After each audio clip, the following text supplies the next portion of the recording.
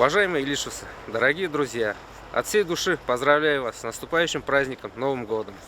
Это самый светлый семейный праздник, который всем нам, независимо от возраста, несет ожидание чуда и перемен к лучшему.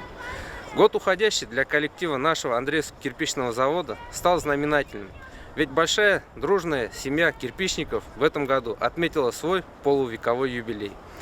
50 лет – это сложившиеся традиции, востребованная продукция и мастерство специалистов, передающие из поколения в поколение. Отрадно, что наш завод продолжает свою успешную деятельность в это непростое время. В год мы производим 7 миллионов штук кирпича и реализуем их далеко за пределы нашего района.